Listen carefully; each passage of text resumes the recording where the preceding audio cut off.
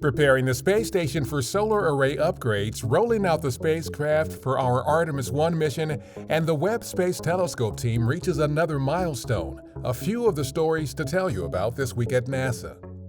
On March 15th, NASA astronauts Caleb Ehren and Rasha Shari conducted a 6-hour and 54-minute spacewalk outside the International Space Station to prepare the station for upcoming solar array upgrades. They built a support bracket onto which a future ISS Rollout Solar Array, or IROSA, will be mounted. So far, 2 of 6 IROSAs have been deployed on station, with the other 4 arrays to be delivered on future missions. The arrays will eventually help increase the station's total available power from 160 kilowatts to up to 215 kilowatts. On March 17th, teams at our Kennedy Space Center began the rollout of the Space Launch System, or SLS rocket, and Orion spacecraft for our upcoming Artemis 1 moon mission. After the 4-mile journey from Kennedy's Vehicle Assembly Building to Launch Pad 39B, the integrated SLS rocket and Orion will eventually undergo a final pre-launch test known as the wet dress rehearsal. This involves loading the rocket's fuel tanks with propellant and conducting a launch countdown. The primary goals for Artemis 1 are to demonstrate Orion's systems in a spaceflight environment and ensure a safe re-entry, descent, splashdown, and recovery ahead of the first flight with astronauts on Artemis 2. Our James Webb Space Telescope team has reached another milestone in the critical process of aligning the telescope's mirrors.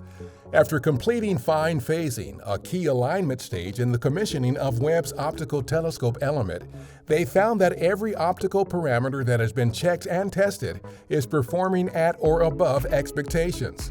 Although there are months to go before Webb ultimately delivers its new view of the cosmos, reaching this milestone means the team is confident that Webb's first-of-its-kind optical system is working as well as possible.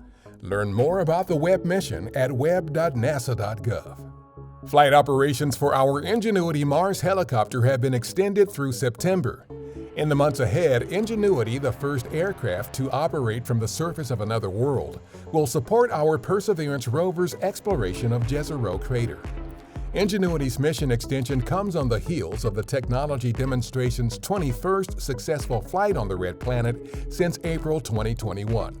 It was originally expected to attempt just up to 5 flights in 30 Martian days.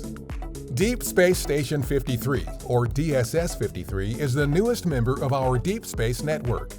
This family of giant antennas enables engineers and scientists on Earth to communicate with a growing number of spacecraft exploring our solar system. The 111-foot DSS-53 antenna is now operational at the network's facility outside Madrid, Spain, one of 3 such ground stations around the globe. NASA officials and dignitaries from Spain and the U.S. attended an inauguration ceremony to mark the antenna's debut. That's what's up this week at NASA. For more on these and other stories, follow us on the web at nasa.gov/twan.